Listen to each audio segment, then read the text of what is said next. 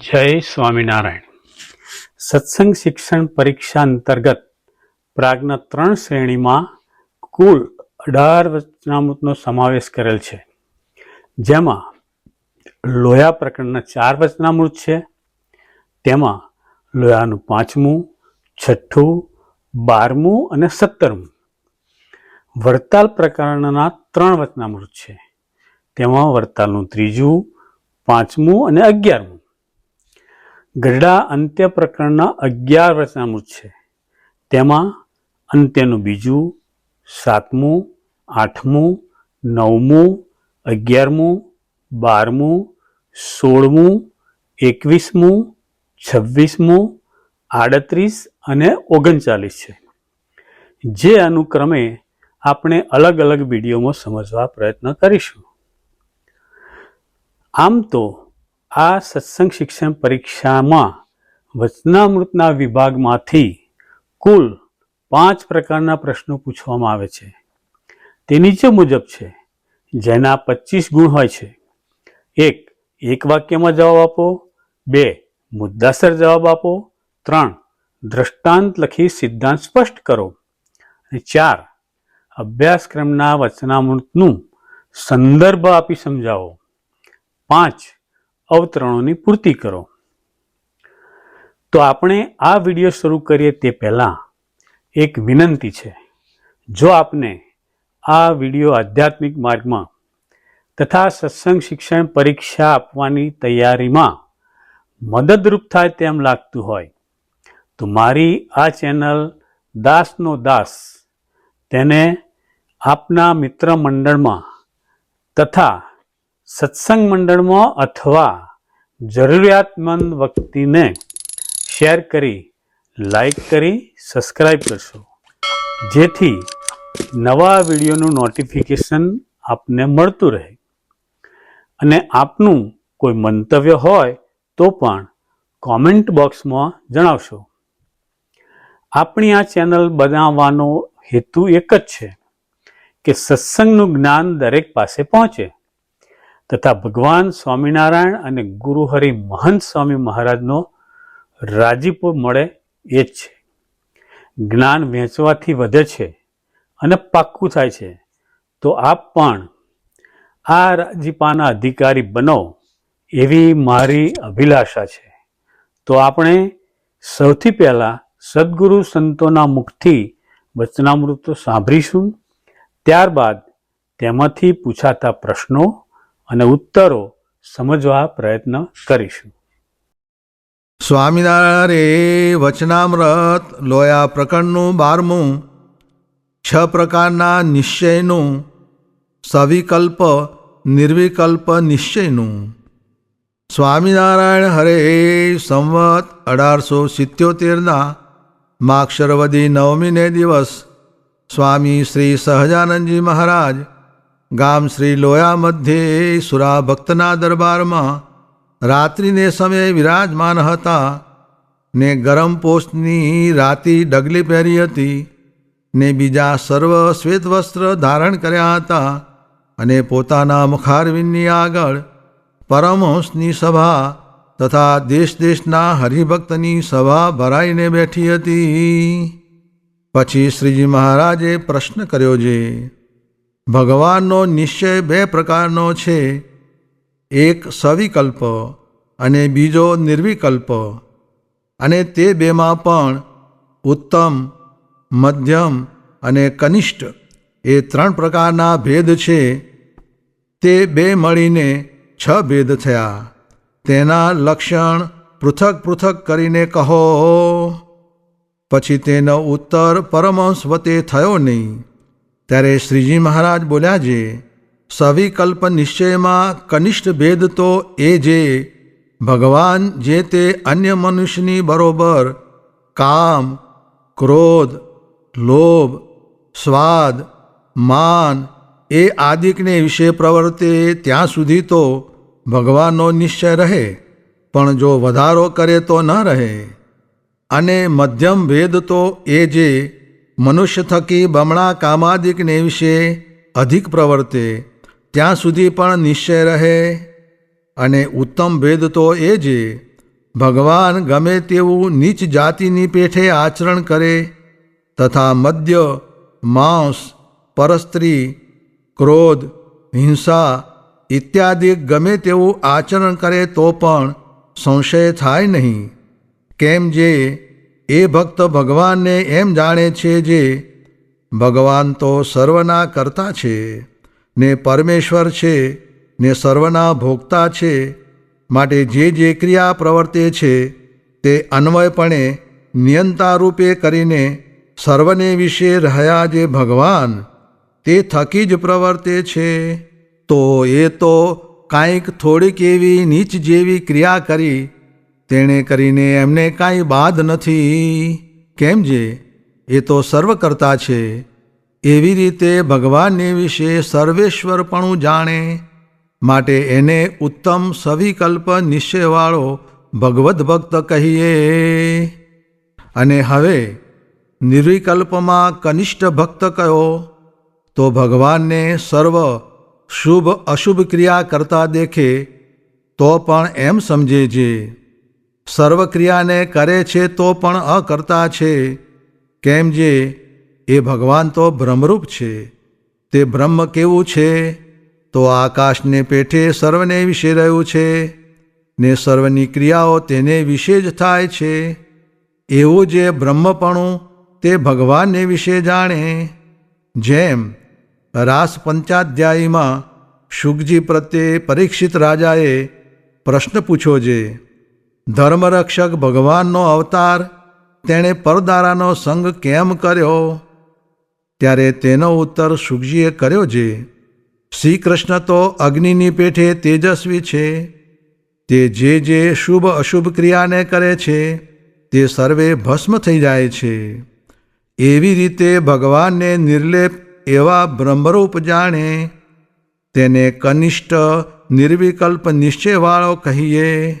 અને શ્વેતદ્વીપને વિશે રહ્યા જે ષટ ઉર્મિએ રહિત એવા નિરંજનમુક્ત તે જેવો પોતે થઈને વાસુદેવની ઉપાસના કરે તેને મધ્યમ નિર્વિકલ્પ નિશ્ચયવાળો કહીએ. અને અષ્ટાવરણે યુક્ત એવા જે કોટી કોટી બ્રહ્માંડ તે જે અક્ષરને વિશે અણુની પેઠે જણાય છે, એવું જે પુરુષોત્તમ નારાયણનું ધામરૂપ અક્ષર તે રૂપે પોતે રહ્યો થકો પુરુષોત્તમની ઉપાસના કરે તેને ઉત્તમ નિર્વિકલ્પ નિશ્ચયવાળો કહીએ. ત્યારે ચૈતન્યાનંદ સ્વામીએ પૂછ્યું જે હે મહારાજ, એવી રીતે નિશ્ચયના ભેદ તે શાણે કરીને થયા છે. પછી શ્રીજી મહારાજ બોલ્યા જે જ્યારે મુમુક્ષુ પ્રથમ ગુરુ પાસે આવે ત્યારે વક્તા જે ગુરુ તેને વિશે દેશ, કાળ, સંગ, દીક્ષા, ક્રિયા, મંત્ર, શાસ્ત્રાદિકનું જે શુભ અશુભપણું તથા પોતાની જે શ્રદ્ધા તેનું જે મંદ તીક્ષ્ણપણું તેણે કરીને એવા ભેદ પડી જાય છે. માટે સારા દિશાદિકને સેવવા તથા વક્તા પણ સુદો શાંત હોય ને તેમાં કોઈ દોષ ન હોય તે સમયે તે થકી જ્ઞાન સાંભળવું. ત્યારે વળી ચૈતન્યાનંદ સ્વામીએ પૂછ્યું જે કદાચિત કોઈક યોગે કરીને કનિષ્ઠ નિશ્ચય થયો હોય તેને પાછો વળી ઉત્કૃષ્ટ નિશ્ચય થાય કે નહીં. ત્યારે શ્રીજી મહારાજ બોલ્યા જે જો શ્રોતાને ઉત્કૃષ્ટ શ્રદ્ધા ઉપજે તથા રૂડા દિશાદિક પ્રાપ્ત થાય તથા ઉત્કૃષ્ટ જ્ઞાનવાળો વક્તા મળે તો સર્વોત્કૃષ્ટ નિશ્ચય થાય, નહીં તો જન્માંતરે કરીને ઉત્કૃષ્ટ નિશ્ચયને પામે. ઇતિ વચનામૃતમ. એ રીતે લોયા પ્રકરણનું 12મું વચનામૃત જે તે થયું. પ્રથમ પ્રશ્નમાં એક સંપૂર્ણ વાક્યમાં જવાબ લખવાના હોય છે, જેમાં 4 પ્રશ્નો પૂછવામાં આવે છે. દરેકનો એક ગુણ હોય છે. તો આ વચનામૃતમાંથી કેવા પ્રશ્ન પૂછી શકાય તે જોઈએ. પ્રશ્ન 1, ભગવાનનો નિશ્ચય કેટલા પ્રકારનો છે, કયો કયો? જવાબ, ભગવાનનો નિશ્ચય 2 પ્રકારનો છે, એક સવિકલ્પ અને બીજો નિર્વિકલ્પ. પ્રશ્ન 2, ઉત્તમ નિર્વિકલ્પ નિશ્ચયવાળો કોને કહીએ?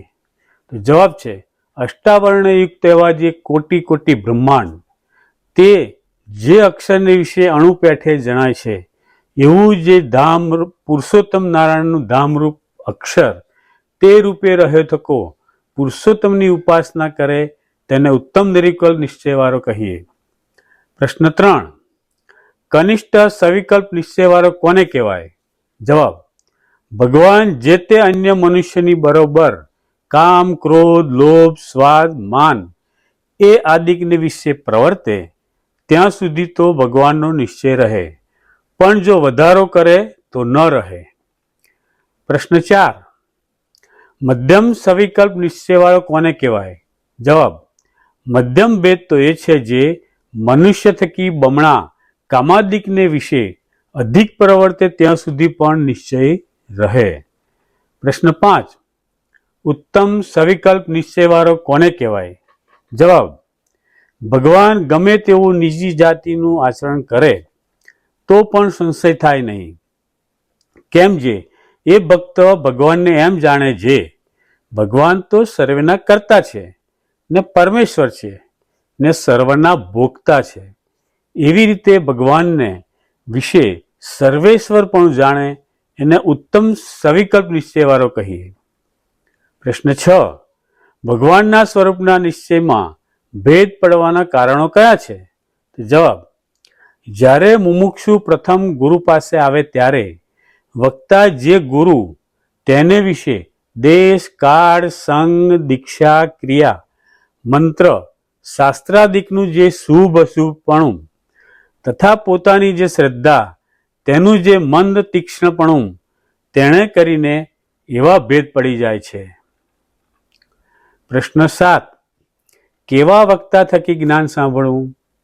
જવાબ: વક્તા પણ શુદ્ધો શાંત હોય ને તેમાં કોઈ દોષ ન હોય તે સમયે તે થકી જ્ઞાન સાંભળવું. પ્રશ્ન 8. કનિષ્ઠ નિશ્ચયમાંથી સર્વોત્કૃષ્ટ નિશ્ચય કેવી રીતે થાય? જવાબ: જો શ્રોતાને ઉત્કૃષ્ટ શ્રદ્ધા ઉપજે તથા રૂઢાદેશાદિક પ્રાપ્ત થાય તથા ઉત્કૃષ્ટ જ્ઞાનવાળો વક્તા મળે તો સર્વોત્કૃષ્ટ નિશ્ચય થાય, નહીં તો જન્માંતરે કરીને ઉત્કૃષ્ટ નિશ્ચયને પામે. હવે બીજા પ્રશ્નમાં કોઈ પણ બેના મુદ્દાસર જવાબ લખવાના છે, તે પણ 4 થી 5 લીટીમાં. તો આ વચનામૃતમાંથી કેવા પ્રશ્ન પૂછી શકાય તે જોઈએ. પ્રશ્ન 1. કયા ઉપાય કરીને કનિષ્ઠમાંથી ઉત્તમ નિશ્ચય થાય છે? તો જવાબ છે: જો શ્રોતાને ઉત્કૃષ્ટ શ્રદ્ધા ઉપજે તથા રૂઢાદેશાદિક પ્રાપ્ત થાય તથા ઉત્કૃષ્ટ જ્ઞાનવાળો વક્તા મળે તો સર્વોત્કૃષ્ટ નિશ્ચય થાય, નહીં તો જન્માંતરે કરીને ઉત્કૃષ્ટ નિશ્ચયને પામે. પ્રશ્ન 2. ઉત્તમ નિર્વિકલ્પ નિશ્ચયનું લક્ષણ શું છે? જવાબ: અષ્ટાવર્ણયુક્ત એવા જે કોટી કોટી બ્રહ્માંડ તે જે અક્ષરને વિશે અણુપેઠે જણાય છે એવું જે પુરુષોત્તમ નારાયણનું ધામરૂપ અક્ષર તે રૂપે રહ્યો થકો પુરુષોત્તમની ઉપાસના કરે તે ઉત્તમ નિર્વિકલ્પનું નિશ્ચયનું લક્ષણ છે. હવે ચોથા પ્રશ્નમાં 2 પ્રસંગો અભ્યાસક્રમના વચનામૃતના સંદર્ભનું પ્રમાણ આપી સમજાવવાના હોય છે, તે પણ 3 થી 4 લીટીમાં.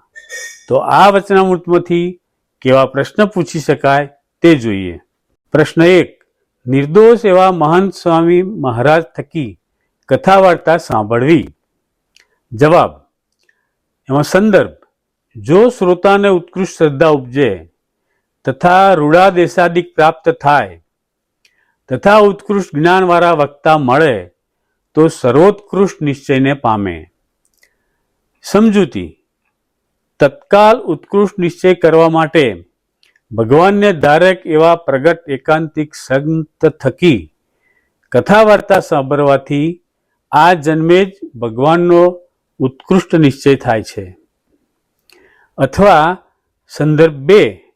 શ્રીજી મહારાજે લોયા 12માં કહ્યું છે કે વક્તા પણ શુદ્ધો શાંત તો હોય ને તેમાં કાંઈ દોષ ન હોય તે સમયે તે થકી જ્ઞાન સાંભળવું.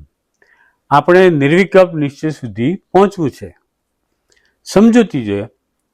નિશ્ચય પણ ઘણા પ્રકારના છે, પણ સર્વોત્તમ નિશ્ચય નિર્વિકલ્પ છે. ત્યાં સુધી પહોંચવા માટે મહારાજે જેનામાં દોષ ન હોય તે થકી જ્ઞાન સાંભળવાની વાત કરી છે. અત્યારે એવા નિર્દોષ ગુરુ પ્રગટ ગુરુ હરિ મહંત સ્વામી મહારાજ વિચરે છે, તો આપણે તેમના મુખ થકી કથા વાર્તા સાંભળવી, તો આપણે નિર્વિકલ્પ નિશ્ચય પામી શકીએ. પ્રશ્ન 2. શ્રી કૃષ્ણ ભગવાન કુબજાને ઘેર પધાર્યા ત્યારે ઓટલે ચોકી કરતા ઉદ્ધવજીને સંશય ન થયો? જવાબ. એમાં સંદર્ભ. અને ઉત્તમ ભેદ તો એ છે જે ભગવાન ગમે તેવું નીચ જાતિનું પેઠે આચરણ કરે તથા મદ્ય, માંસ, પરસ્ત્રી, ક્રોધ, હિંસા ઇત્યાદિ ગમે તેનું આચરણ કરે તો પણ સંશય થાય નહીં. સમજૂતી. ભગવાનના યથાર્થ ભક્તને ભગવાનના ગમે તે ચરિત્ર દેખીને પણ તેમાં દિવ્ય ભાવ જ રહે, ક્યારેય તેના નિશ્ચયમાં ડગમગાટ થાય જ નહીં. હવે પ્રશ્ન 5માં નીચે આપેલા અવતરણોની પૂર્તિ કરવાની હોય છે. તેમાં 3 અવતરણો પૂછવામાં આવે છે અને 3 અવતરણો પૂર્ણ કરવાના હોય છે. તો આ વચનામૃતમાંથી કયું અવતરણ પૂછી શકાય તે જોઈએ. અવતરણ 1. અષ્ટાવર્ણયુક્ત એવા જે કોટી કોટી બ્રહ્માંડ તે જે અક્ષરને વિશે અણુ પેઠે જણાય છે, એવું જે પુરુષોત્તમ નારાયણનું ધામરૂપ અક્ષર તે રૂપે રહ્યો થકો પુરુષોત્તમની ઉપાસના કરે તેને ઉત્તમ નિર્વિકલ્પ નિશ્ચયવાળો કહીએ.